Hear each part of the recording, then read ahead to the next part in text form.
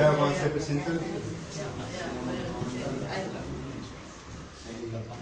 Bueno, buenas tardes a todos. Con algunos nos conocemos, con otros me presento. Mi nombre es Fernando.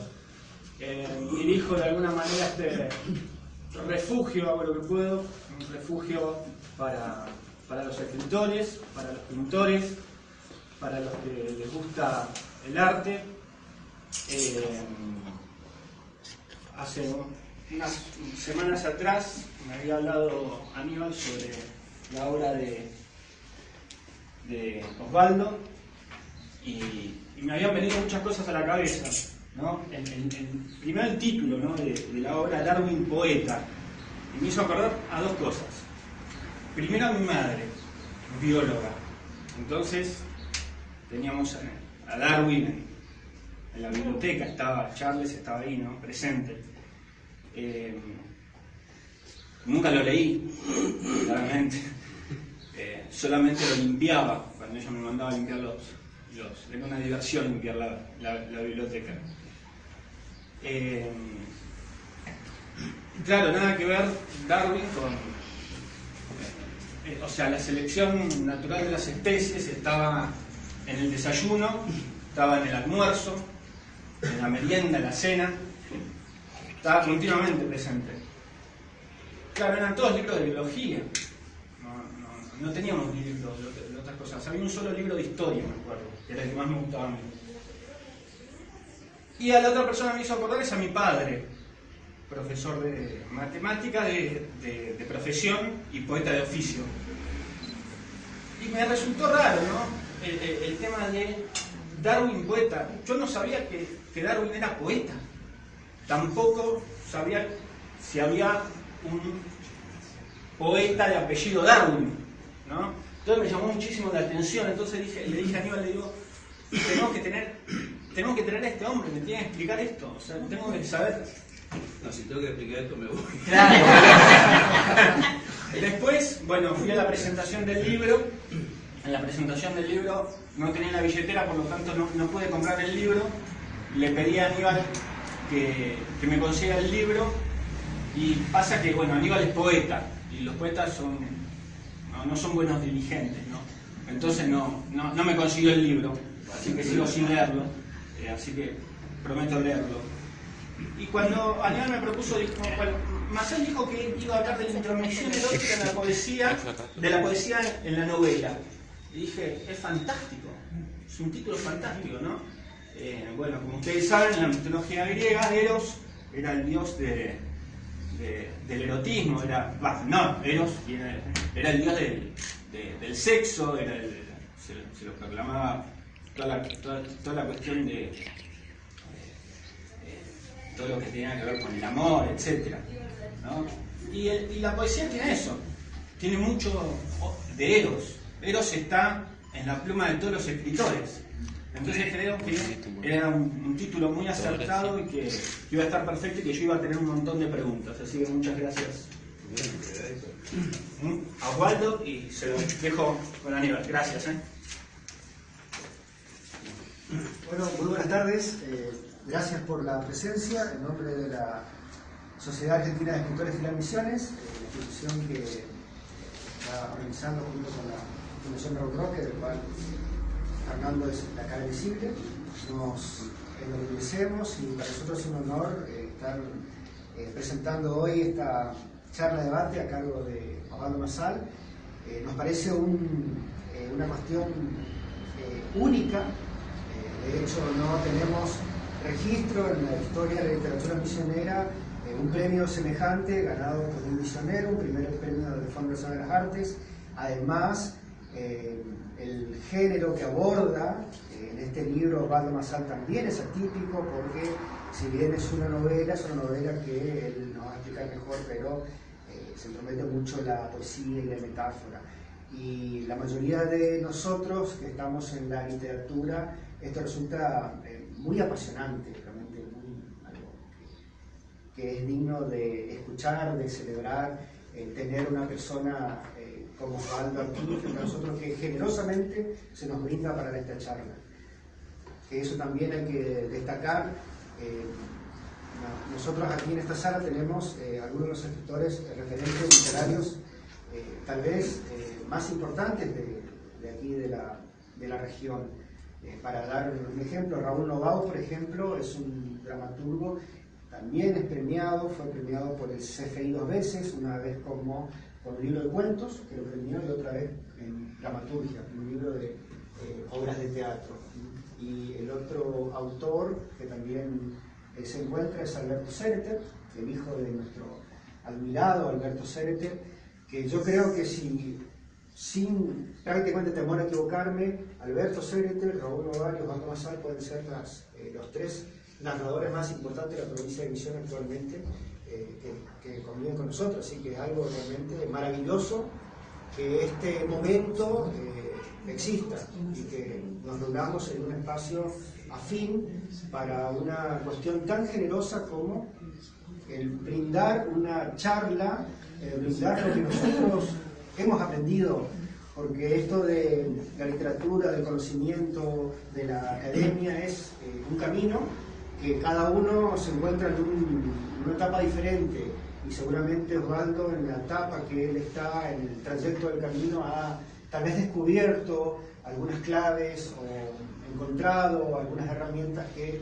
nosotros más atrás en el camino no la tenemos o no la hemos encontrado. Entonces, qué bueno que alguien se disponga a decir, muchachos, esto es lo que yo hice, esto es lo que yo estoy brindando, y que nosotros generosamente lo recibamos, que también podamos brindar estas mismas herramientas más adelante a otras personas que transiten, porque yo creo que de eso se trata la vida.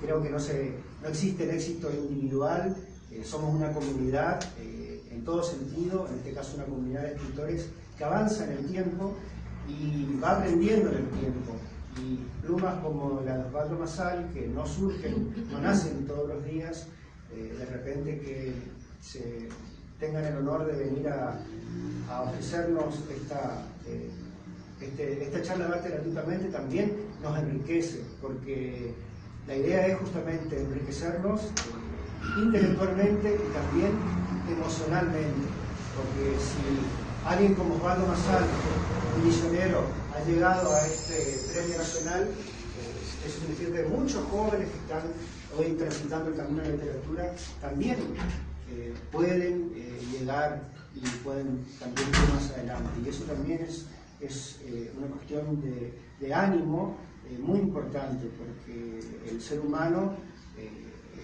una cuestión muy importante del ser humano es la motivación, y celebramos entonces hoy estar motivados con esta charla.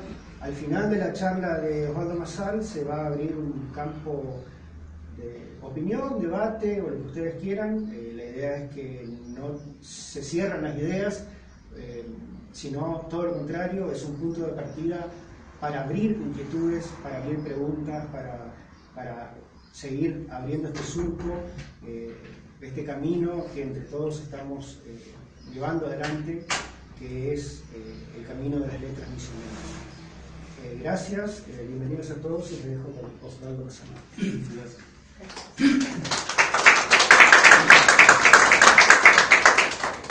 Bueno, quiero agradecer a Aníbal las palabras demasiado generosas, exclusivas por ahí, en cuanto a esta única novela que escribí, ¿no?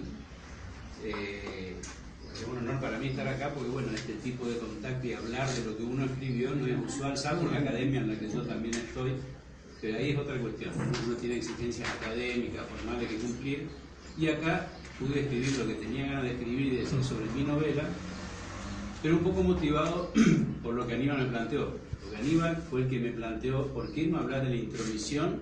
Creo que dijiste pragmática de la novela, ¿no? Y yo quedé regulando, porque pragmática es una categoría en la literatura, entonces yo dije, ahí me voy a meter, los colegas me van a criticar por ahí en qué término haré lo pragmático, y pensé lo pragmático no tenía mucho que ver en principio con lo que yo quería decir en una charla como esta. Entonces lo erótico apareció un poco porque me parecía más excitante, valga la relación, ¿no? Pero después, pensándolo un poco mejor, dije, no, tiene que ver con el corazón de esta novela, ¿no? no el erotismo sexual. Discúlpenme, si alguien vino motivado solamente por la cuestión del erotismo sexual, algo hay en la novela y algo vamos a hablar de eso. Pero esa es una dimensión del erotismo de la que yo quiero hablar. Lo que sí creo que vale la pena quedarse con la imagen de esa diferencia entre erotismo y pornografía, o entre el erotismo y lo obsceno, ¿no? O sea, digamos, lo obsceno es mostrar lo que no se puede mostrar, la pornografía es mostrar todo. Y el erotismo lo que hace es mostrar y ocultar, ¿no es cierto? Entonces, mostrar un poco, ocultar otro poco y generar deseo con eso.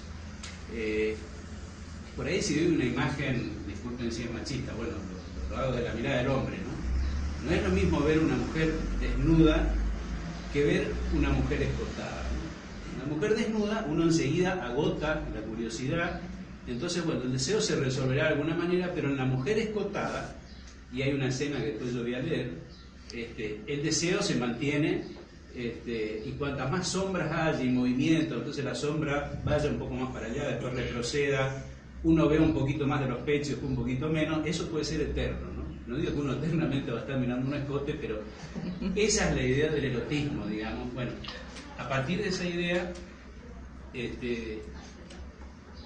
armé esta reflexión, que después no, mientras la armaba, fui viendo todas las dimensiones que había en la novela relacionadas con el erotismo, que yo no lo había mencionado como erotismo en la novela. Y aparece con otras palabras. Entonces me metí en un lío, ¿no? Porque yo pensé que iba a ser sencilla esta cuestión, y se me complicó un poco, porque quise atender varias dimensiones del erotismo.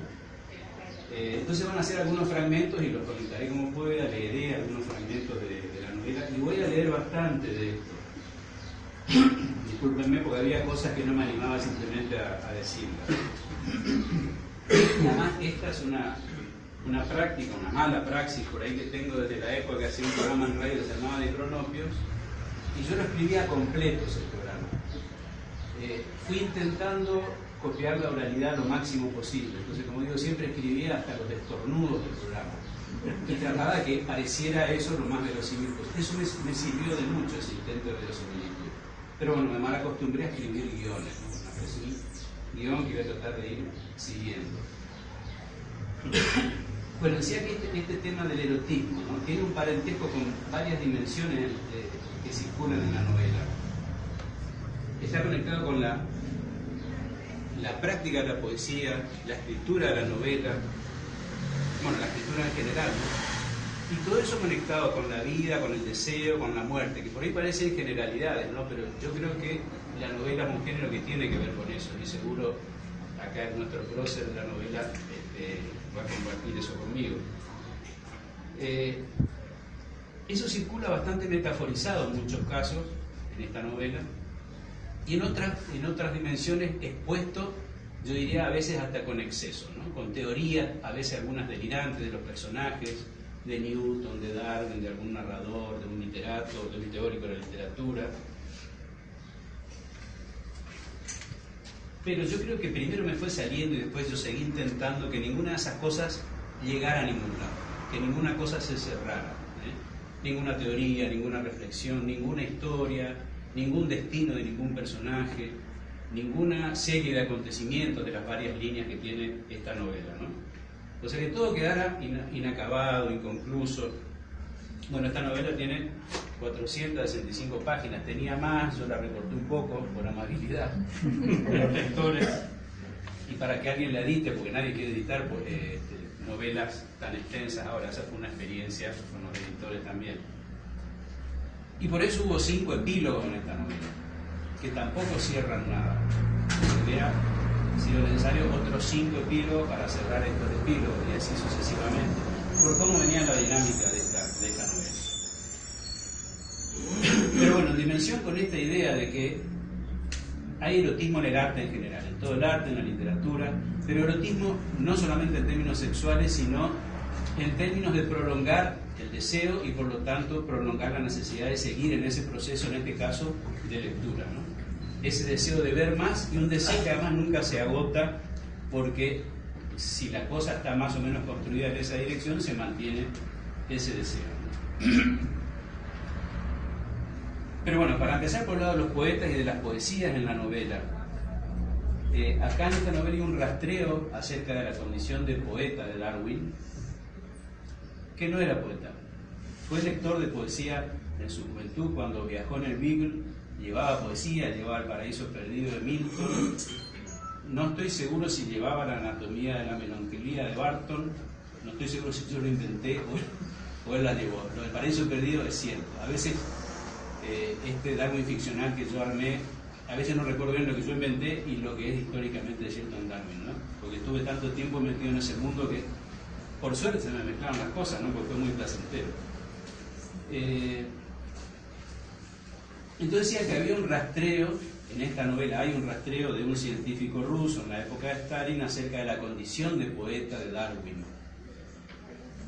Yo antes de la redacción de la novela empecé a escribir unos poemas como si Darwin los hubiera escrito, ¿no? Pero además los escribí como si Darwin se hubiera anticipado a Pessoa, a Whitman, a todos estos grandes poetas, ¿no?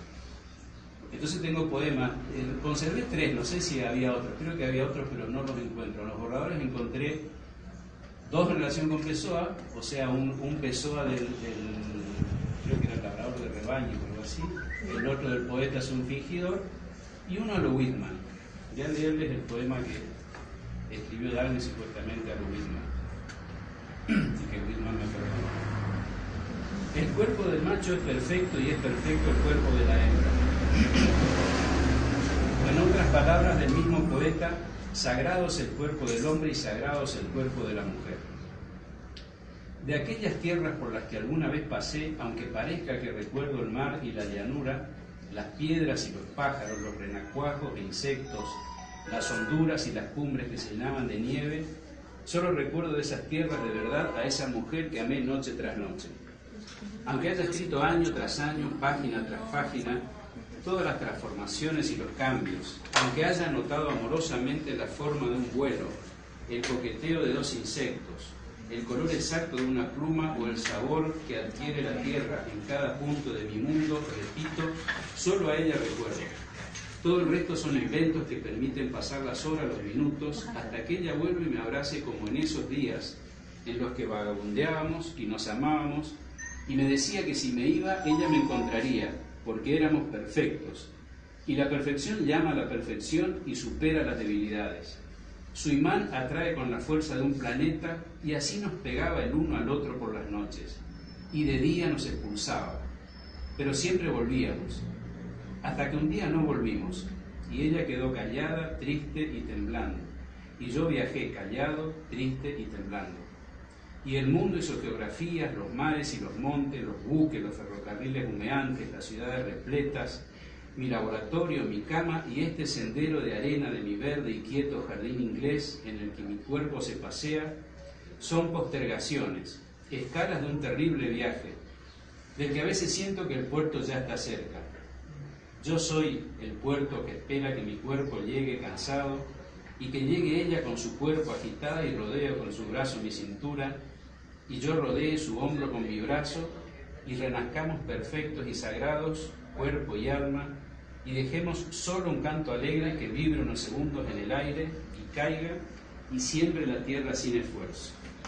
Bueno, ese era un poema que, bueno, como ustedes verán, era un Darwin amante que recuerda a su amada que quedó en Argentina, que después hay un reencuentro de él. Todo esto aparece, pero aparece transfigurado pues, en la novela.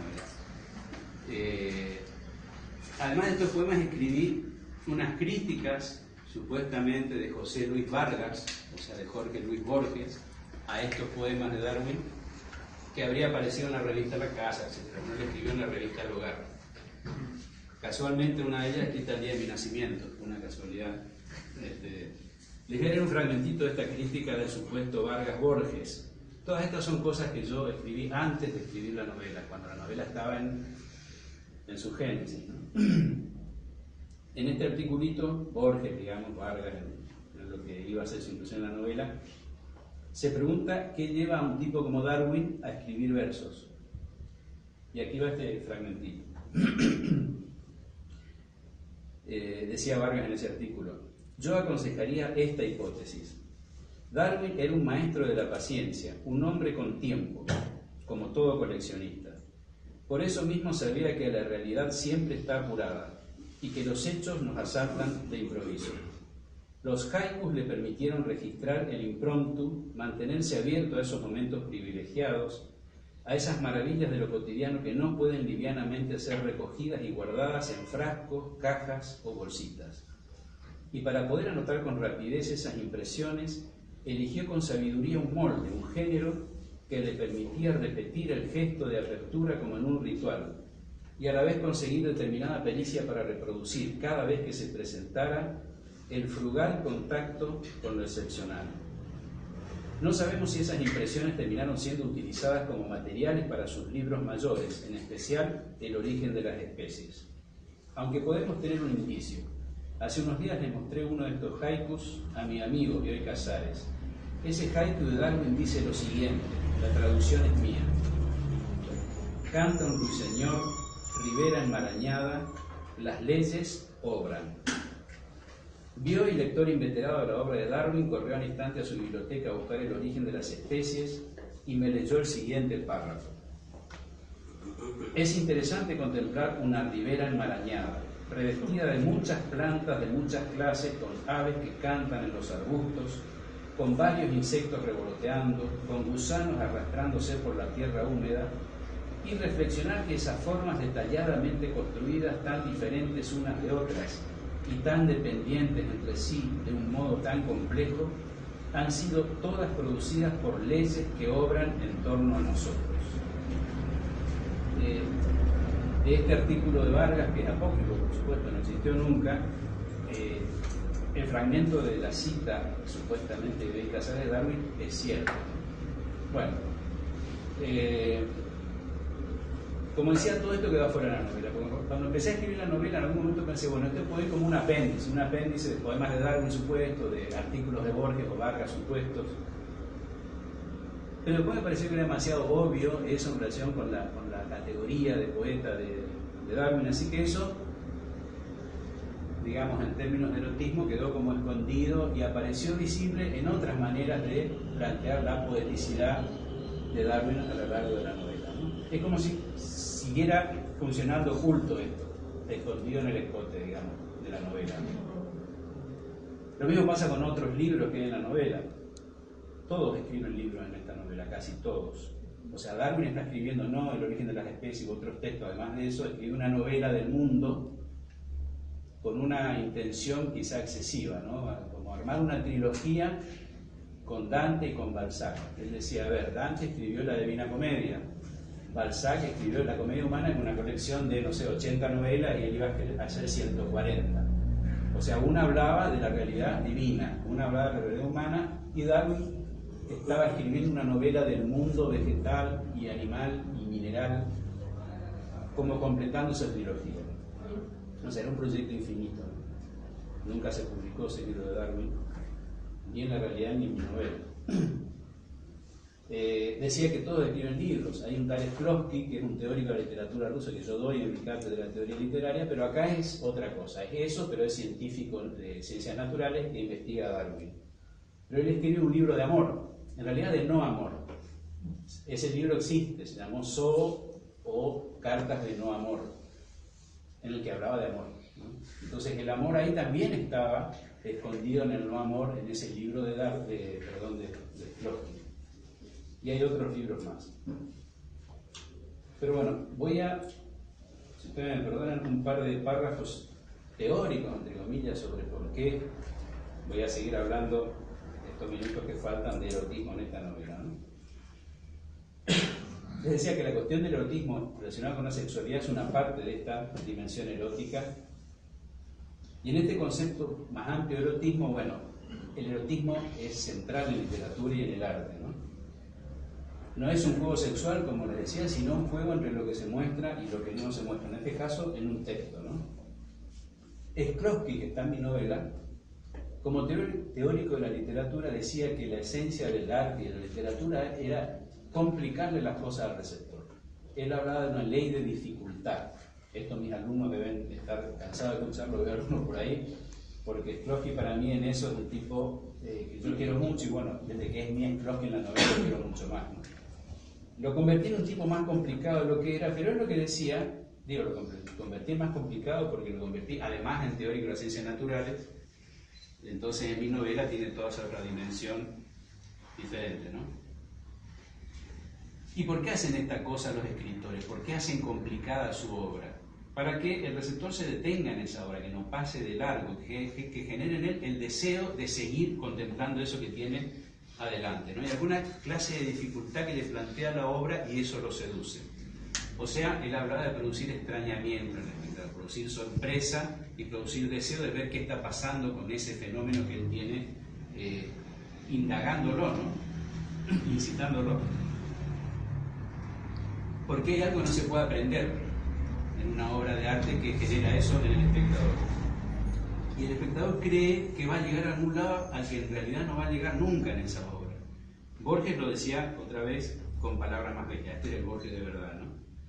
Él decía, el hecho artístico es la inminencia de una revelación que jamás se produce. Fíjense qué hermosura, ¿no? La inminencia de algo que se va a revelar, pero esa revelación no se produce nunca, y uno está siempre incitado por esa inminencia. O sea, nunca vamos a llegar al fondo de una obra de arte, dice Borges, siempre podemos meternos un poco más y siempre nos va a faltar algo en relación con eso, ¿no? Bueno, de ese erotismo es de lo que estoy hablando y voy a seguir hablando un poquito más. Quizá porque hay una trampa en el arte también. En el arte, cuando uno se emociona con una obra de arte, es como que se va a poner en contacto con algo más profundo, con alguna clase de ser, de alguna cosa que el artista descubrió.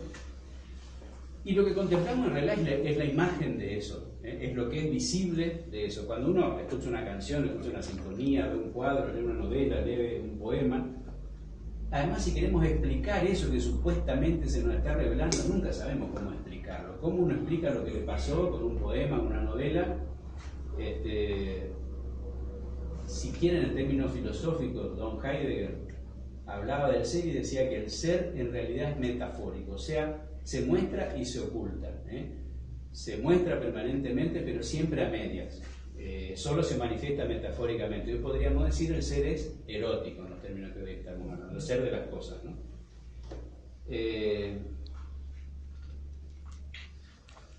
Bueno, y ahora en relación con esto que me planteó Aníbal, la intromisión de la poesía en la novela. ¿Y por qué apareció lo erótico? Por suerte apareció lo erótico como una palabra un poco irresponsable mía, y después vi que estaba sembrado en todos lados, por lo menos como intención en esta novela, ¿no? Es como si el carácter erótico fuera propio de la poesía, y eso se hubiera metido en la novela, ¿no? Como si lo erótico fuera, la poesía fuera el ámbito originario de lo erótico en el arte, y eso se metiera en la prosa. No sé si en términos históricos podemos plantear eso, bueno, yo voy a especular un poquito con eso. Primero me pregunté, como algunas veces por ahí uno se pregunta, leyendo poesía, leyendo prosa, a ver, ¿qué habrá aparecido primero, la poesía o la prosa, o la narración, digamos? Hablo en el desarrollo del hombre, ¿no? Bueno, voy a leer lo que escribí, una hojita en relación con esto, que no es teoría esto es un juego con la cuestión. Por ejemplo, un tipo, en algún lugar y momento, hace decenas de miles de años, hizo el primer relato oral más o menos articulado con intenciones estéticas, en términos de Kloski, ¿no? O sea, sorprender, agradar con su relato a su auditorio de 1 o 2 o 10 personas. Quizás estaban sentados alrededor de un fogón, en esa imagen del relato alrededor del fogón, quizá con un ojo en los que lo escuchaban y un ojo en las fieras que andaban por ahí alrededor. Estaríamos ante el primer relato literario, entre comillas, ¿no? Bueno, otro tipo, también hace decenas de miles de años, emite algo parecido a una expresión de pasión o de amor o de melancolía, con algo parecido a unos versos, una serie de versos, ¿no? O intenta una comparación, que quizá ya es una metáfora. Y se da cuenta de ese descubrimiento. No se dice descubrir la metáfora, por supuesto, pero el tipo habrá sentido, pucha, dije perla en vez de dientes, ¿no? Y se solaza con eso el tipo. Y la dama que lo escucha, que está desdeñada, tapada solo con una piel medio engrasada, queda pensando qué tienen que ver sus dientes con las perlas. ¿Y por qué este tipo que le está hablando con malas intenciones, pero con una cierta musicalidad que ella jamás escuchó, llama copas a sus pechos y capullos a sus orejas y luceros a sus ojos? Bueno, estamos ante el primer poema, ¿no? O sea, ¿en qué momento aparece esa, que han llamado los teóricos, función poética del lenguaje, que según Shklovsky complica la cosa? Una metáfora complica la cuestión, porque uno piensa en las perlas y piensa en los dientes. Entonces el lenguaje, que había sido un instrumento supuestamente apto para comunicarse, entre comillas, para evitar peligro, para avisar que venían, no sé, los tigres, y había que tener cuidado, hubo tipos que empezaron a complicarlo, ¿no? Con algunos jueguitos, entonces aparecen las metáforas, las metoninas. Todo esto que yo cuento no es sostenible en la academia, así que no me hago responsable de la génesis de esto. Pero bueno, ahí aparece la ley de dificultad de Shklovsky y empieza a aparecer el erotismo, digamos, en el discurso y en el arte, ¿no?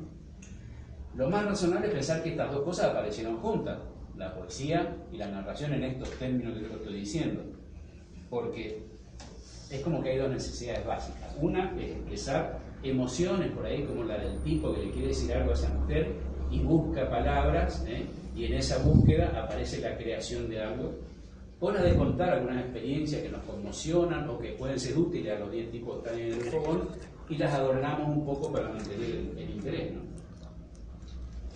Pero aunque las dos hayan nacido juntas, yo me animo a decir que probablemente el ámbito de la poesía sea el primero que fue enigmático, sea el primero que fue erótico, en función de la metáfora, de lo que estaba diciendo.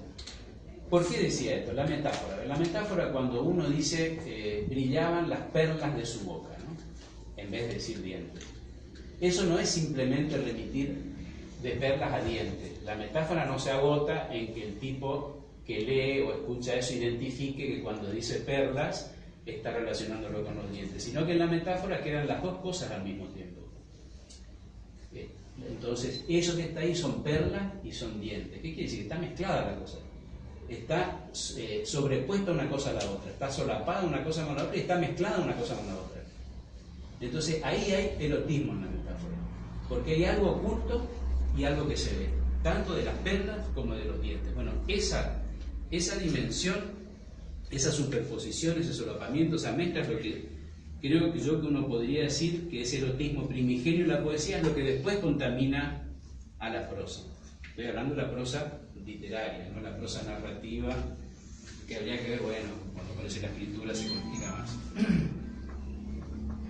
Y para no cansarlo tanto con teoría, un comentario más, ahora de un tipo que es narrador, Ricardo Piglia. Él tiene una teoría sobre el cuento, se llama Tesis sobre el cuento, un par de ensayos que escribió, y él habla precisamente de algo así, aunque no habla de erotismo. Él lo que dice es que todo cuento tiene dos historias. Una historia que es la que uno va leyendo fácilmente en la superficie, en la que hay determinados personajes que viven determinados acontecimientos, bueno, eso los conduce a diferentes dimensiones, etc. Y él dice, por debajo de la historia, siempre de esa historia, una segunda historia, que va corriendo paralela a esa primera y que asoma mediante indicios, mediante algunos datos, y el cuento lo que hace es combinar esas historias y de alguna manera ensamblarlas, y en algunos casos al final se revela esa segunda historia, se revela con de corte, quiere decir, sale a la superficie de la segunda historia. Eso sería el cuento tradicional, que tiene un cierre en general o sorpresivo o importante en ese sentido, y a veces esa segunda historia queda solamente en los indicios y nunca se revela abiertamente. Él daba un ejemplo que era un escrito de Chekhov en su diario, que no llegaba a ser un cuento, pero era como el origen de un cuento, de los que quizá Novau debe haber escrito tantos borradores en ese sentido. En este caso era, el tipo llega a una ciudad en el tren, se baja, va al hotel, está en el hotel, deja sus cosas, va al casino, gana en el casino, gana mucha plata en el casino, vuelve al hotel y se suicida. Entonces dice, bueno, este es el germen de un cuento perfecto, dice. ¿Y cómo está constituido? Bueno, hay una historia que es la del tipo que llega, juega, etc. Y hay otra historia relacionada con el suicidio que está escondida. En un cuento, al desarrollarlo, seguramente el autor lo que haría es ir dando una serie de indicios de por qué al final este tipo se suicida, porque ganar y suicidarse no es coherente. Entonces hay otra historia que está explicando algunas cuestiones que están en esa escritura. Bueno, esto es lo mismo. Esto es el erotismo en el cuento, ¿no es cierto? Esto es mostrar y ocultar, y al final hay una revelación o no hay una revelación. Seguimos en el escote hasta el final. Son los cuentos con finales abiertos, digamos, en los que la cosa no se revela completamente. Bueno, les voy a leer un fragmentito en relación con esto, hablando con esto de la historia 1 y la historia 2, o el erotismo si quieren. Hay un personaje, un profesor universitario en la novela, no voy a decir el nombre por los que puedan leerlo, lo están leyendo, que traba relación con una alumna. Se ve atraído por esta alumna y pasa algo así. Están en el aula, ¿no? Se están yendo todos los alumnos, que son una masa que se está yendo toda junta. La muchacha carraspea y él recuerda que la vida real continúa. La mira de nuevo y cree ver asomando bajo el cuello de la blusa color carne crema la cabeza de una viborita. Sobresaltado observa mejor y se da cuenta de que está pintada sobre la piel o algo así. No, debe ser un tatuaje. Tenemos el cuerpo repleto de significados y sin embargo algunos quieren agregarle más. Parece que no les alcanza. Piensa acosado por millonésima vez en su vida por ese agotador síndrome de profesor universitario del que es víctima desde hace muchos años y que le hace dar una especie de vuelta de tuerca instantánea con el pensamiento a todo acto perceptivo, como si le fuera indispensable incorporar siempre a las percepciones algún sentido para dominarlas. Como los tatuajes, se dice, y se ríe de su propia imagen, sus pensamientos como tatuajes que él graba todo el tiempo sobre el cuerpo de sus percepciones.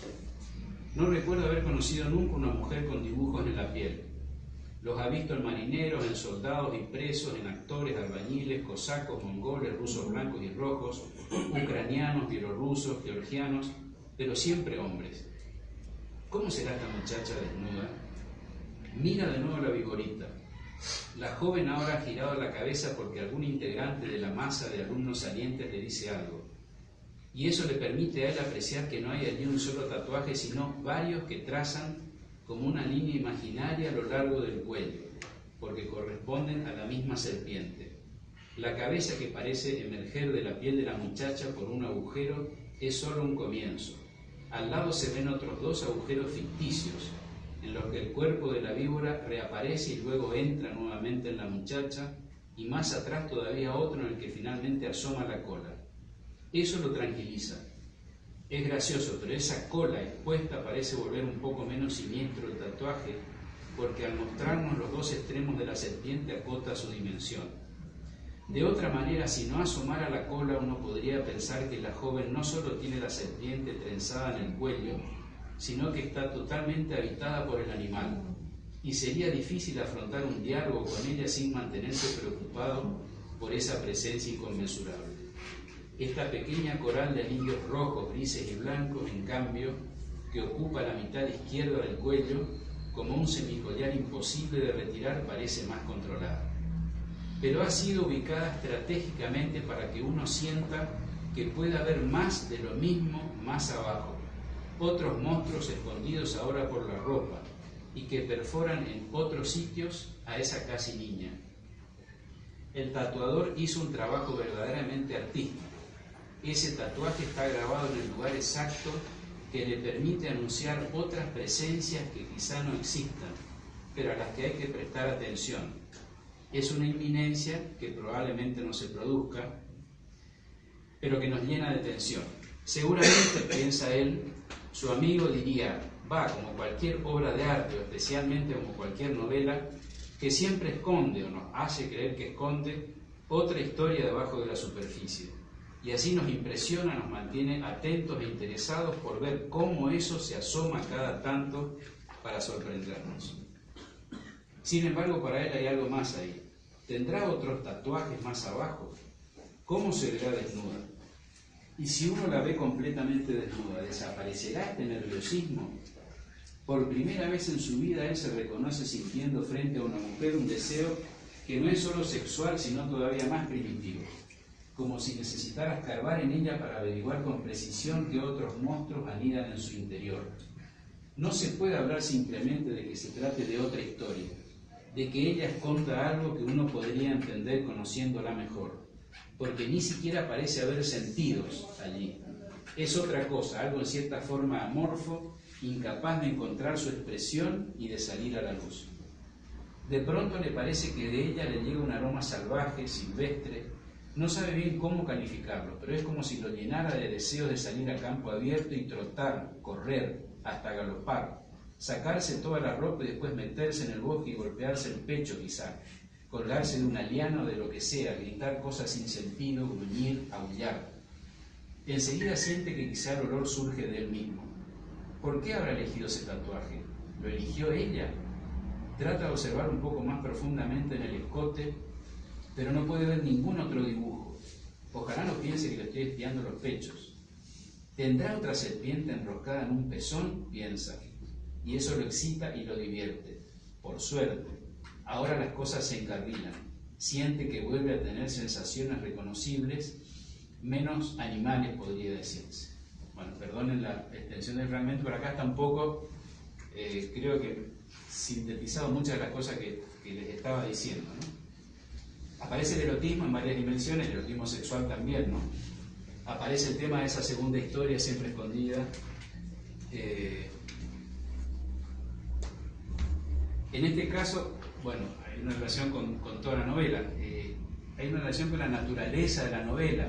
En otros momentos se discute sobre la novela y se habla de la novela como una serpiente que nos muestra la cabeza, etcétera, etcétera. Entonces, eso está subterráneo, obviamente, al leer la novela aparecen ese tipo de relaciones, ¿no? Bueno, la labor del tatuador aparece como el tipo que muestra algo, esconde algo, tatúa algo visible y algo que se va perdiendo en el escote, ¿no?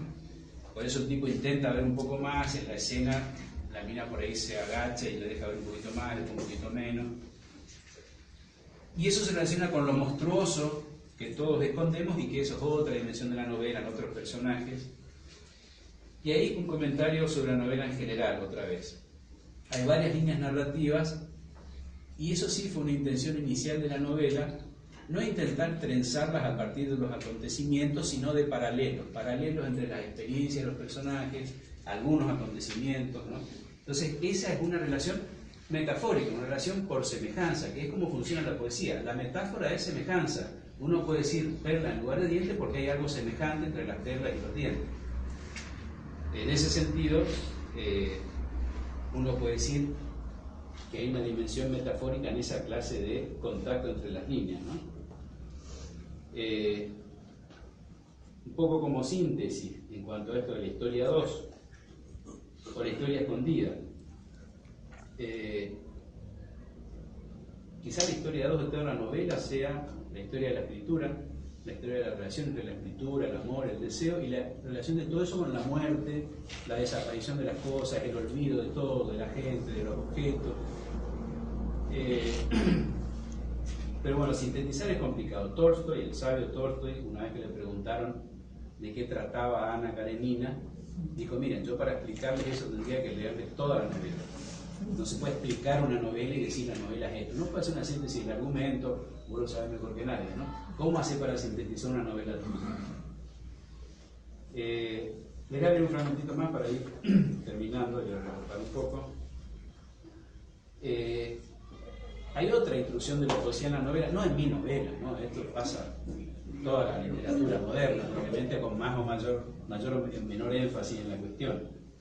En este caso, la utilización de mecanismos de la poesía, la repetición, por ejemplo, ¿no? Los paralelismos. En este caso, una repetición sintáctica. En este fragmentito, una personaje, no sé si un personaje, ese es un problema. Está en el campo en Entre Ríos, una mujer, cerca del río Uruguay, sola con su caballo, está tirada en el suelo, está llegando una tormenta, y esto le pasa. Perdón, este es el fragmento. Si uno escribiera ahora, todo parecía haberse detenido para describir ese instante, estaría repitiendo una fórmula narrativa usada hasta el hartazgo ante situaciones como esta. Pero es que era efectivamente así. Por lo tanto, ustedes disculpen, todo parecía haberse detenido. Eso quiere decir que a pesar de que soplara el viento y se movieran las ramas del ombú agitándose en la dirección de las ráfagas y cayeran infinidad de hojas bailoteando alocadas en el aire y el caballo se agitara nervioso y lo soplara a punto ya de encabritarse, y segundo a segundo pudiera apreciarse el acelerado oscurecimiento del cielo que parecía volverse de betún, y las capas de nubes de diversos tonos de grises solaparan entre sí formando franjas de pareja que parecían jugar carreras enfrenadas hacia el horizonte, y comenzaran a retumbar los truenos de diversos lugares del espacio llamando y respondiéndose enseguida, y los relámpagos que hacía unos minutos parecían muy lejanos ahora refusilaran casi encima de Ofelia y de Lombú, iluminando en forma espasmódica e insuficiente toda la escena que las capas de nubes grises habían ido oscureciendo, y las gotas empezaran a caer agregando más estruendo al estruendo, y el corazón de Ofelia latiera ya con una frecuencia casi preocupante y su respiración antes acompasada acompañara la aceleración, todo ese nos lo sigo por largo. Todo eso tiene una repetición, ¿no? Y eso es poético, eso viene en la poesía. Intenta generar un ambiente lírico, obviamente también. Pero enseguida yo lo confronto con una especie de explicación totalmente prosaica, ¿no? Corto ese lirismo y digo, bueno, fragmentito. Así percibía y sentía Ofelia, y con eso bastaba para que estuviera sucediendo precisamente de esa forma. Por eso todo lo veía quieto. Era como si se diera esa tan pregonada liberación de los sentidos, que había sido que no consistía para nada en retirarse del mundo, sino más bien en zambullirse en él y desde adentro mirar hacia afuera, donde por supuesto ahora no había nada, porque la única que estaba hasta hace un instante fuera del mundo era ella y ahora estaba adentro. Era como si todo, además de ella, se hubiera soldado a su sistema de referencias y montada en ese movimiento que ya no la trascendía, viajara confortablemente sentada sobre los elementos, acompañándolos y hasta guiándolos. Yo mostré este contraste porque tiene una parte, digamos, lírica y otra parte explicativa, referencial, porque esa fue también una intención de una especie de ritmo de la prosa del libro, ¿no? Entre los grandes bloques, crear ritmos diferentes, y bueno, la poesía es ritmo, o sea, esto también es deudor en la prosa de la poesía, alternar discurso, alternar género, crear un ritmo. Es como si en esta novela, ojalá que eso pase en esta novela, hubiera un narrador que cuenta peripecias, expone, permite que hablen los personajes, que expongan teorías, etc. Y hubiera un poeta que se mete a veces dentro de esa prosa, se entromete, ¿no? Espero yo que eróticamente se erotiza esta narración con los ritmos, las repeticiones y este erotismo del ocultamiento y la mostración de una parte de la cosa. Y para terminar, hay una tercera voz también que construye este texto para ir junto al narrador y junto con el poeta, que es el crítico. Esta novela tiene más de 40 notas al pie. Hay un crítico ahí que no se sabe bien si critica al narrador, a veces es el narrador que hace comentarios, a veces es el editor explícitamente, o parece que es un editor que critica al narrador o critica cuestiones relacionadas con los personajes. Y ahí se habla desde cuestiones técnicas de la narración hasta cómo se utilizan los personajes secundarios o se critican cuestiones expuestas por el narrador. Es como si, decían los formalistas, Sprosky decía, era como desnudar la cosa, mostrar la tramoya, ¿no? Desnudar los procedimientos, decían los formalistas. Y esto sería como parodiar esa cuestión del erotismo, criticarlo, ¿no? Mostrar cómo se oculta y cómo se desocultan las cosas, o sea, enfrentar al lector con que ahí hay una ilusión, ¿no? Todos sabemos que uno para leer ficción hace un pacto con ese libro. Dice, yo voy a creer lo que vos me estás contando, voy a aceptar que leo algo que es ficcional y me lo voy a ir comiendo como si fuera, si no verdadero, que sea verosímil, y me voy a emocionar, me voy a poner triste, me voy a poner alegre, voy a llorar, etcétera, etcétera. Bueno, eso es un pacto. Este tipo que se mete, el tercero, el crítico, lo que hace es jugar con ese pacto, que no lo inventé yo, por supuesto, la literatura del siglo XX se ha cansado de hacer eso ya, ¿no? Bueno, pero este crítico no es erótico, este crítico en principio parece obsceno, ¿no? Porque muestra lo que no hay que mostrar, muestra la trastienda, muestra cómo se está escribiendo eso, cómo se está contando. Por eso, y con esto cierro, hay un diálogo del narrador con el poeta Leonidas Maserati, que en realidad es Leonidas Lamborghini, y con su pareja, ¿no? Yo al pobre Lamborghini, que era un gran amigo, lo llamo el sintáctico acá, porque fue un grande de la sintaxis también. Bueno, Maserati le dice al narrador, siempre hay que borrar las huellas, Dieguito, no avivemos giles, no deberías hablar en tu novela de tus estrategias. Y después agrega, si no vas a ser como ese boludo que fue desnudo a un baile de disfraces pensando que iba a causar sensación. Después de unos minutos nadie le dio pelota porque ya había mostrado todo. Por algo todos los escritores se esconden detrás de una máscara que deforma su rostro, ¿no? Bueno, terminando con esto. Paradójicamente, este crítico que supuestamente es obsceno porque está mostrando lo que no hay que mostrar en la novela, que es cómo se la escribe, y entonces muestra lo que no hay que mostrar, yo intenté que tuviera una dimensión erótica, ¿no? ¿En qué sentido? Y porque aparece y desaparece, se muestra y no se muestra. Ojalá que genere esa dimensión crítica novela también alguna clase de deseo en el lector, ¿no? Que sea también un objeto de deseo como supuestamente tendría que ser toda la novela, ¿no? Bueno, eso es todo. Les agradezco.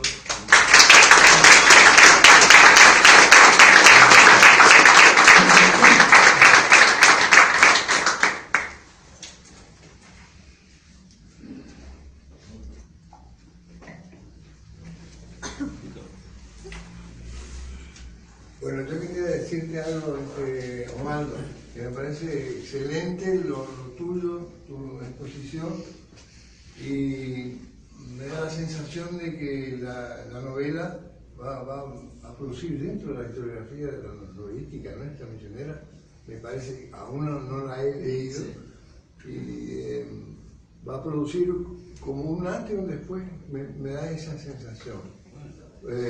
En serio. Por la forma en que me estás contando este entramado del tuyo, ¿no? Es decir, vos sabés mejor que yo el tipo de novelas que se han producido acá en nuestra provincia. Felizmente hay una gran producción ahora últimamente que siempre tienen como un molde realista y con una trama así normal, me refiero a con la realidad. Sí, con las realidades y con escenarios de nuestro ambiente selvático y todo lo que conforma eso, y donde hay todo un tratamiento en cuanto a tercera persona, omnisciente, y ahora están apareciendo puntas así de innovaciones, ¿no? En ese sentido, a mí me da la impresión de que esta inclusión que hay de poesía y otros elementos en tu novela hace que se lo empieza a abrir más el panorama. No romper ese esquema, sino abrir más el panorama con respecto a la novela. Y como por ejemplo, me parece que está muy bien delineado el tema de lo erótico de semi-oculto, y es un castrado con la tesis de Piglia, ¿no? Ah, sí, bueno. Del cuento en dos etapas, es decir, en una que no se muestra y en otra que se muestra. De ahí también que muchos escritores, bueno, vos sabés mejor que yo, han establecido un estilo determinado con respecto a eso. Por ejemplo, Kafka hubiera planteado eso de que el personaje va a la ruleta, gana 1 millón de pesos o euros y vuelve a la habitación del hotel y se pega un tiro. Kafka había empezado con la descripción minuciosa del absurdo, es decir, que se da el nombre de absurdo, de que cómo el tipo se va a ir a suicidar. Es decir, dentro de eso empezaría Kafka, y ahí el estilo de él, empezaría como una cosa muy normal el hecho de poder describir cómo esa persona se va a suicidar, cómo se va a ahorcar, con la posición de la silla, con toda naturalidad, y dejaría lo de la puesta en compañía como la historia subyacente.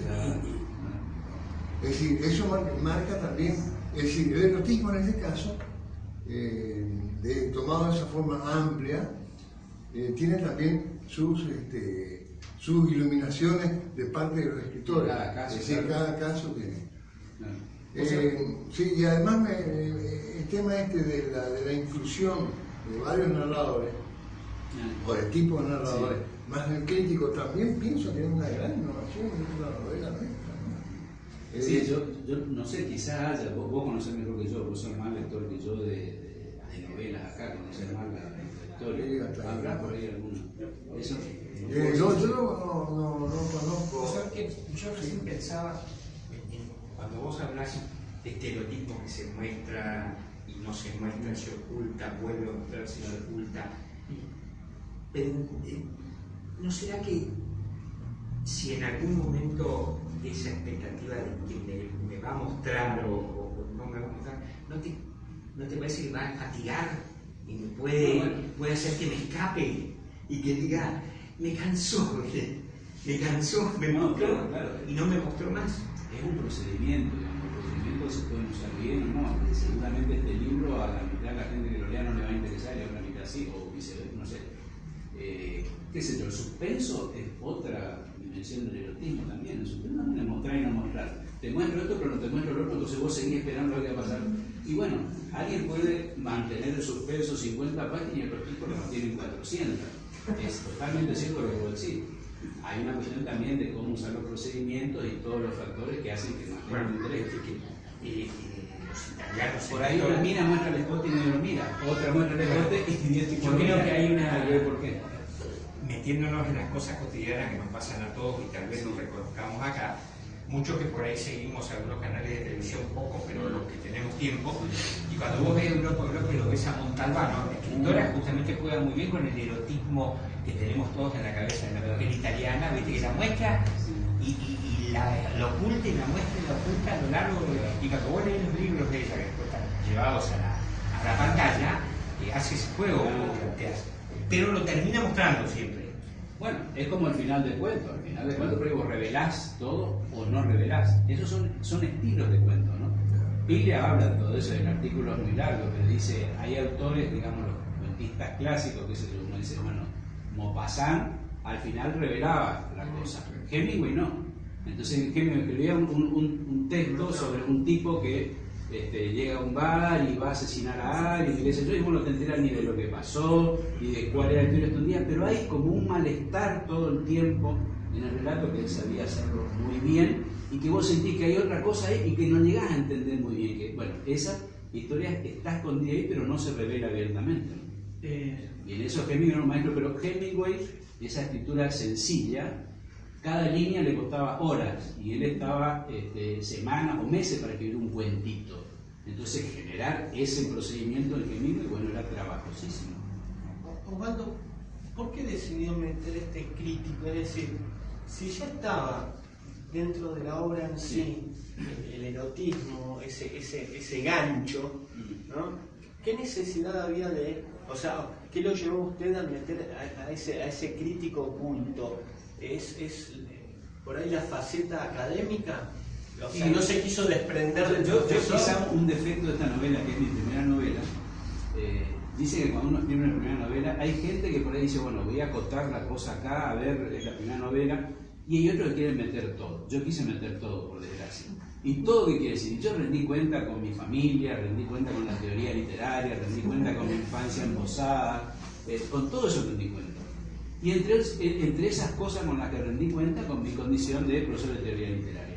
Mi hermano Alejandro, que ahora no está acá, yo cuando le di el borrador, creo que de la primera parte, porque la novela tiene 2 partes, y se lo di a 3 o 4 personas, y él lo primero que me dijo, no lo primero, pero hizo una sesuda lectura, página por página, me decía esto, y sobre ese crítico que aparecía ahí, aparecía en la nota al pie, me dice, ¿por qué no metes a este tipo? Porque a mí me saca de las historias. Yo vengo en el escenario y de pronto el tipo abajo dice, no, sí, pero acá fíjense esto, acá esto. ¿Para qué corno lo metes? Y bueno, la propuesta era sacarlo. Y yo no lo saqué porque dije, en esta novela me desembarazo todo eso. Era esa cuestión del académico. Es problemático. No sé si era académico. Macedonio Fernández escribía así. Y escribió novelas en las que casi todas eran prólogos. Entonces estaba todo el tiempo hablando sobre cómo escribir una novela y cómo armar la novela, toda su novela era sobre la escritura de la novela. En el siglo XX eso circuló mucho desde las vanguardias en adelante porque es lo que se llama metaliteratura, entonces puedes hacer literatura y criticar lo que estás haciendo, ¿no? Pero bueno, yo estoy escribiendo otra novela ahora en la que el crítico dice si aparece lo voy a... No, yo quería decir justamente eso, que el jurado creo que te dijo el macedonio misionero, ¿no? Por eso, y lo dice por eso, digamos, ¿no? Y eso quería hacer hincapié, yo la estoy leyendo la novela, ya estoy más o menos en la mitad, y estoy viendo que justamente el crítico cumple esa función, digamos, medio macedoniano. Claro. A mí me gusta. Porque acá tenemos una tradición macedoniana, claro, que no es tan fuerte como la quiroguiana, y por ahí esto vos que conocés mucho de literatura regional, nuestro padre de la literatura regional es Quiroga en realidad, ¿no? Y desgraciadamente el padre que, como decís, hay que matar en cierta forma, ¿no? Siempre hay que matar al padre, y el padre Quiroga acá generó esta literatura regional que tiene cosas muy buenas, pero que si es lo único que podemos hacer estamos jodidos. Porque ¿por qué los porteños pueden escribir cualquier cosa y nosotros deberíamos escribir de la selva al río? Que eso esté, pero que sea una parte de la cosa y que todo lo otro sea visible. Yo, por eso acá, bueno, acá hay poetas rusos, todo eso está Darwin, poetas rusos, pero está el Robin, al que yo iba a armar con mi viejo, está todo mezclado, ¿no? Yo reivindico eso para la literatura misionera, ¿no? Que puedan tener todo eso, lo que decía Raúl recién. Barton al que te referí es Richard Barton, el poeta. No, ay, ¿cómo era Barton, el de la anatomía de la melancolía? No me acuerdo. No, es un poeta del siglo XVIII. Barton. No me acuerdo si es Robert Barton o... Debe ser Robert. Se llama como el actor. se llama igual que el actor, no me acuerdo. Barton, claro, es el apellido de este tipo que escribió la anatomía de la melancolía, pero eso ya existía ese libro cuando Darwin viajó, o sea, de comienzo del siglo XIX o fin del siglo XVIII, claro, ese libro. Barton, Richard Barton, gran explorador, espía, ¿no? No sé cuál es. Sí, ya anduvo también por acá, por la zona de Paraguay. No sabía, no, Sí, bueno, no sé si es ese, no creo. No creo. Bueno, pero te estoy dando otro elemento como para poder incluir después. Ese es James Morrow. Una pregunta quiero hacerte. Perdón. No, yo hacer preguntas, simplemente voy a recordar que alguna vez leíste un libro de poesía. Y recién hablabas de Quiroga. A partir de Quiroga hay un decálogo por ahí escrito donde él dice en una de sus normas, sus máximas, que el deber del escritor, ya sea poeta, ya sea relator, narrador, poetista, novelista, es sorprender al lector. Yo creo que vos cumpliste en aquella oportunidad con la poesía, pero algo muy interesante que es que cuando leí, me di cuenta que habías abandonado ese vicio del escritor misionero de arrancar desde lo típico, lo paisajístico, lo común, lo que te rodea, para darle a tu poesía la lírica que debe tener. Era una cosa diferente, era distinta, ahí está la sorpresa. Tu novela no la he leído, escuché lo más atentamente que pude lo que vos hablabas. Cuando tenga más tiempo voy a tratar de descifrarlo para escribir algo sobre esto y si no decía que vino.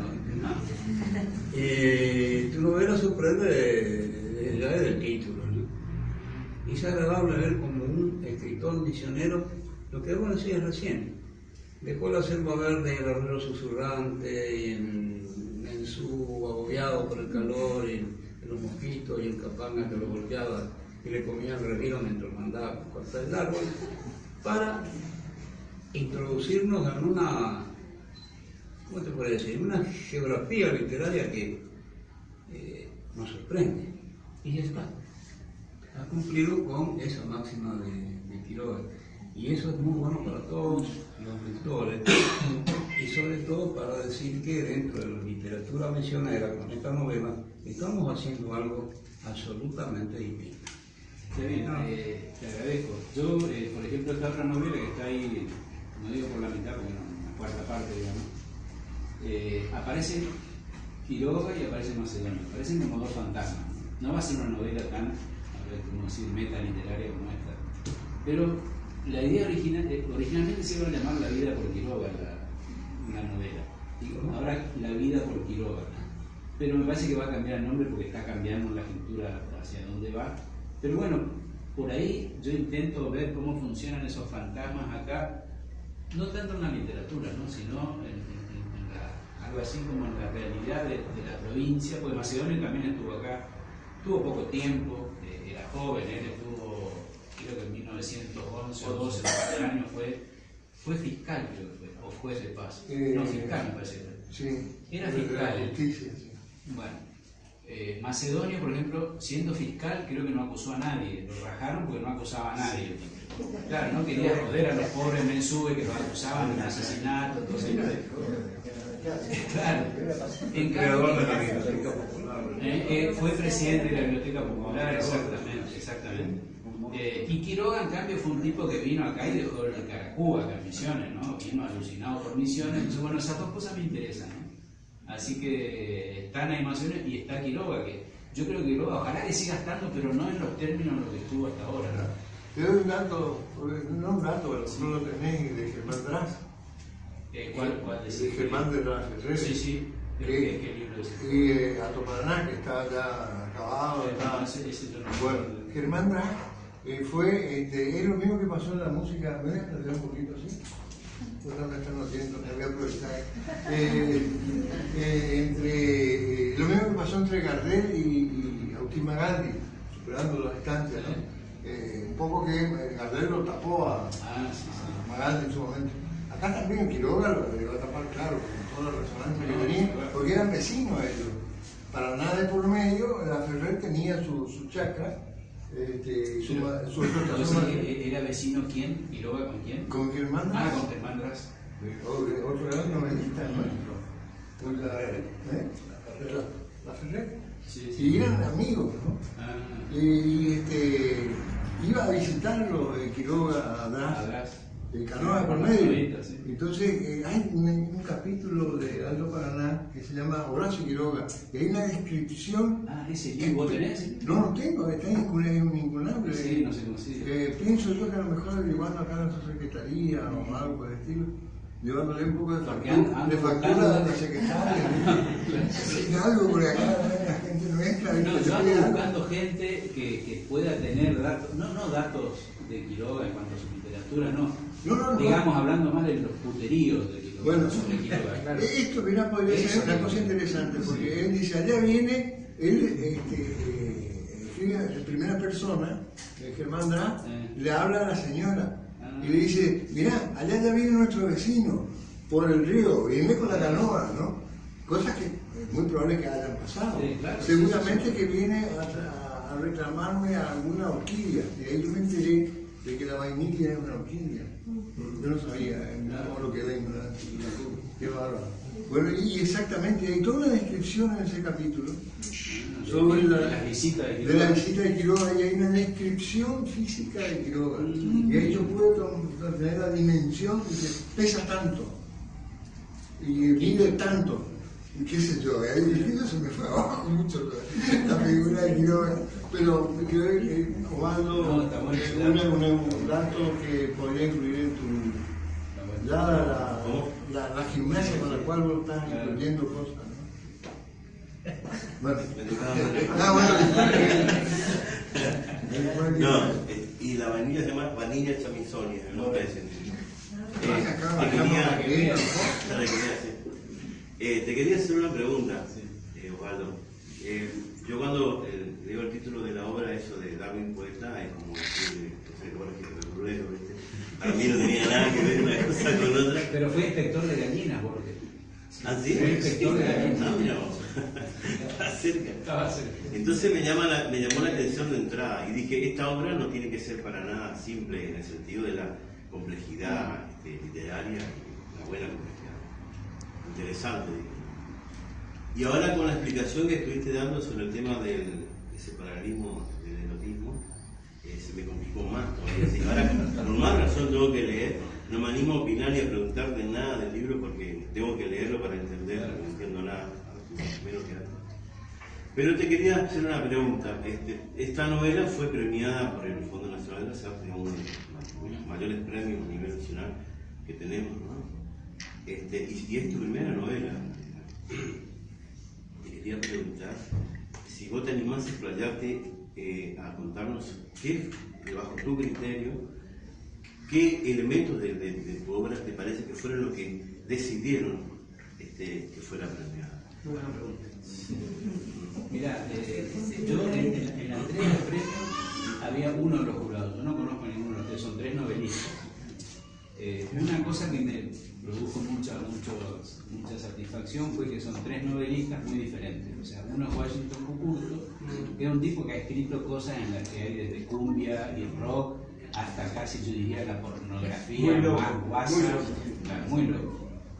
El otro es Yossi Abilio, que escribe novelas, diría, tipo muy psicológico, ¿no? Y la otra se llama Gabriela Cabezón Cámara, que escribe, yo leí 2 libros de ella, novelas muy cortas, todos escriben novelas cortas ahora.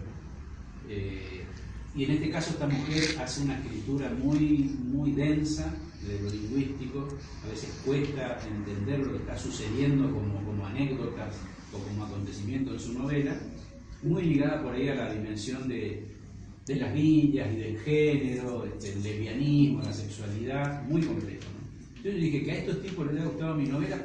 ¿Qué le gustó de mi novela? Bueno, al que vi ahí fue a Abilio, que me dijo que a él le había interesado sobre todo el humor en la novela. Y le había interesado mucho ya particularmente los poetas rusos, el admirador de Mayakovsky, y acá hay toda una franela que quizá a la gente le va a cansar en relación con la poesía, con lo que significa la poesía, y los poetas rusos y las cosas que le pasaban y las cosas en las que creían. Bueno, a él le gustaron esas 2 cosas.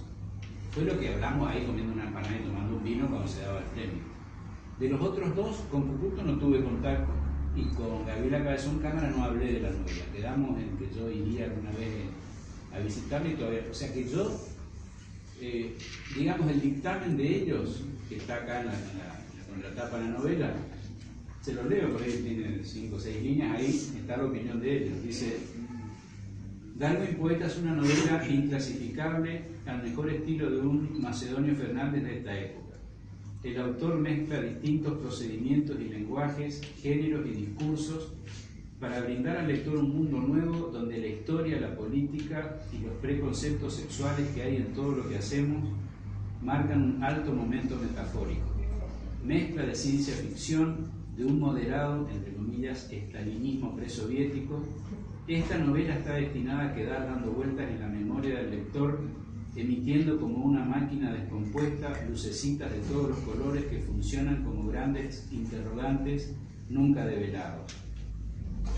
Yo, al ver esto, digo, bueno, los de Macedonio vienen por lo del crítico, obviamente, por el juego con el género y con romper la ilusión de la verosimilitud, digamos, de la escritura. Y esto que dicen mezclar distintos procedimientos, lenguajes, géneros y discursos, bueno, fue una cosa que yo intenté conscientemente en la novela. O sea, ir escribiendo, no digo cada capítulo con un procedimiento diferente, pero muchos procedimientos diferentes en la construcción de la novela.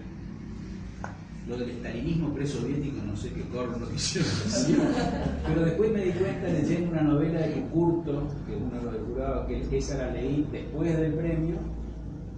Había una cosa que el tipo decía ahí, prácticamente esta frase era, claro, no sé si decía estalinismo, decía, no sé si no decía estalinismo presocrático, entonces que bueno, el que puso eso fue Cucurto, quedé muy loco, entonces bueno, hay estalinismo ahí, todo el tiempo los poetas rusos se están peleando con el estalinismo en ese momento, pero presoviético no sé.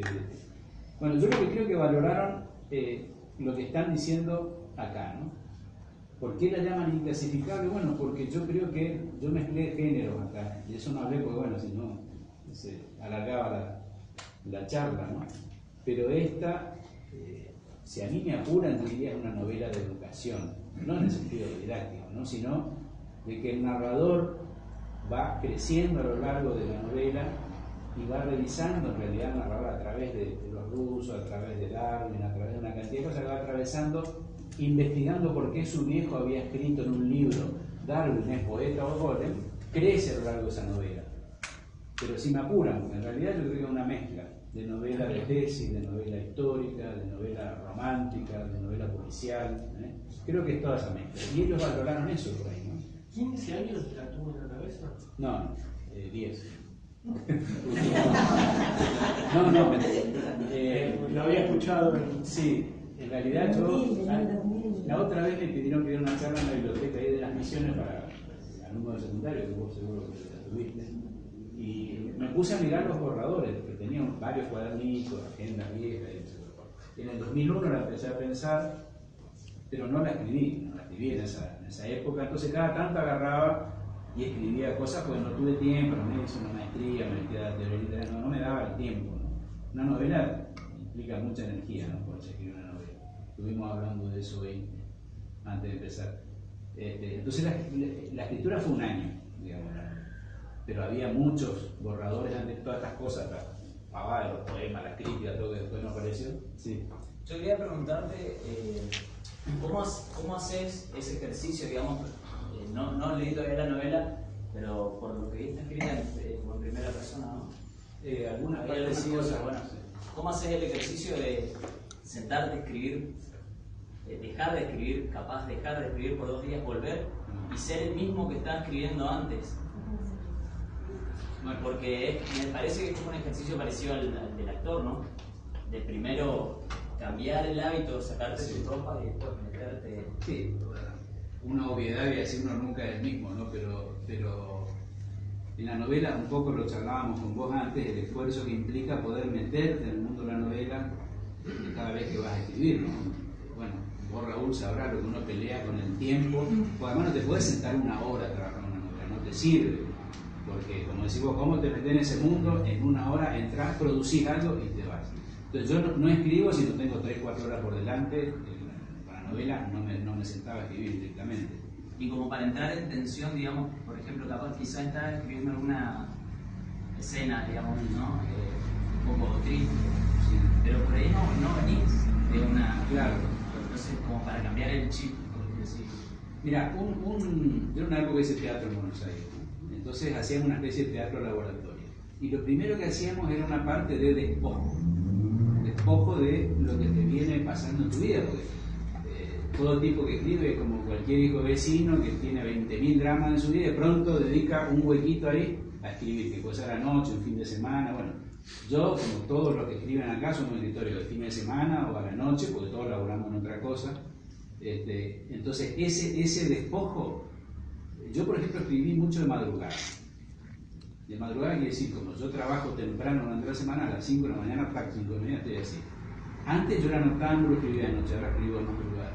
Entonces los sábados y domingos, a las 5 y media de la mañana cuando me despertaba, iba y ahí estaba fresquito, casi despojado, te diría, estaba más ligado a los sueños que a mi realidad cotidiana, ¿no? Entonces creo que eso me ayudó mucho.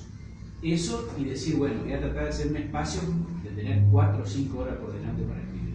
Si no, yo creo que una novela es dificilísimo si no hacía algo así. Yo antes escribía poesía y es diferente la praxis de la poesía, ¿no? Así. Pero bueno, la novela, la escritura de novela implica mucha energía y mucho tiempo. Ese año, además que lo escribí, yo, como te decía hoy antes, la charlita que tuvimos, no me quería ir de ese mundo. A vos te habrá pasado, acá en una novela, porque vos sos un dios que crea un mundo, serás un dios de pacotilla y tu mundo de ficción y por ahí no le interesa a nadie. Cuando vos lo escribís, te interesa a vos solo, pero viste, vos no querés salir de ese mundito, porque es cierto que te llevan los personajes, te lleva la escritura. Entonces, de lo que vos te planteaste al principio, el 80% de lo que escribí es nuevo y es diferente respecto a lo que había supuesto que iba a escribir. La novela te lleva, o sea, uno escribe lo que puede y no lo que quiere en realidad. Esa es la triste realidad de que escribe ficciones, ¿no? Poesía también. Te haces una pregunta que parece que nadie te quiere hacer acá. Sí. ¿Cuánto cuesta? Y esta está ¿Dónde la venden? 350 también. Hay una anécdota con eso, porque cuando el libro de poesía que vos me decías, me acuerdo un amigo, un agrimensor, que me dijo, che, son demasiadas caras tus palabras, me dice, porque ese libro, si vos te acordás, tenía poemitas de 3 líneas, 10 palabras, son puro espacio en blanco, dice. Bueno, acá son baratísimas. Tienen 1 millón de palabras. No me la venden. ¿Están dentro? No, está en Tras los Pasos y está en Bookstart. En esas dos. Busca la que está en la plaza, está en Sarmiento y está, no sé, en Colón también. Decime, ya que estamos hablando de una cuestión muy importante, el fondo, por lo que estaba leyendo el otro día, da una opción temporal donde después esto se convierte en un libro, ya la analizaste. El premio del fondo, el premio del fondo es plata para editar y te da unos plazos. Eso fue complicado para editar, porque bueno, yo anduve en Buenos Aires, empecé a hacer contactos con editoriales y todos me decían, mirá, todos no, hice un par de contactos. Uno me dijo, mira, esta novela es muy compleja, la queremos editar. Editar quiere decir que un editor la revise con vos, te corrija cosas, te edite. Bueno, no se podía hacer en los plazos del fondo. Otra me lo aceptó primero y después me la rechazó por la longitud de la novela. Me dijeron recortar, yo no quise recortar, quería recortar mucho, era otra novela. Tenía que liquidar al crítico y a sus sobrinos y a sus primos y a todo para que encontrara. Pero te pone un plazo. Entonces en ese plazo, bueno, enganché con un editor que estuvo dispuesto a hacerla y después circula a través de la editorial que la genera, ¿no? El fondo lo que hace es que da la plata. Claro, pero todavía no tenemos una versión para bajarla en libros donde se paga. No, vos sabés que en mi book no la yo voy a preguntar a la editorial, por ahí lo pueden poner. Ahora se vio en papel nomás. Sí, tenés razón. Porque vos fíjate que la mayoría, para darte una idea, una escritora que factura mucho, que vende mucho, Florencia Bonelli, vos, todos sus libros están disponibles en el libro también. Yo será que como no soy a consumidor $10, ni pensé. a $10. Son Claro, 150 pesos. ¿Viste? Una posibilidad de... La verdad que voy a averiguar, pero no está en ebook. No está, eso seguro que no está porque no lo hubieran dicho. Pero bueno, es así. ¿Hay una pregunta más o...? Bueno, yo soy una de mis lectoras. Yo fui una de sus lectoras. Les agradezco por estar con ustedes acá. Yo no escribo, leo. Y cuando leía la novela de Osvaldo, pensaba en esta cuestión del Eros. El Eros, para los griegos, es un hijo de la pobreza y el recurso. Entonces, justamente lo que yo me daba cuenta de también el crítico, que yo iba y subía, bajaba, subía y me comunicaba con ese otro aspecto del escritor. Entonces, para mí es muy importante el tramoyista y la tramoya, ¿no? Entonces, esto también me fundamentaba por qué esos personajes tenían esa doble faz, pero en realidad eran una sola. Y por qué los eclipses de luna y de sol en toda la novela. Entonces, yo les agradezco porque yo soy lectora. Y también pensaba en la cadencia, y a Osvaldo siempre le dije, tu novela tiene música, y pensaba en la poesía, porque uno dice la voz cantada, y no es lo mismo una novela que no se cante, porque al leer uno escucha el canto, y lo que queda de plus es esa otra dimensión, esa otra novela. Yo siempre digo que hay tres novelas, ¿no? Uno la que escribe, otro el que lee y otro que queda resonando como el número pi, una eterna decimal. Les agradezco. Muchísimas gracias a todos y especialmente a Osvaldo Mazán.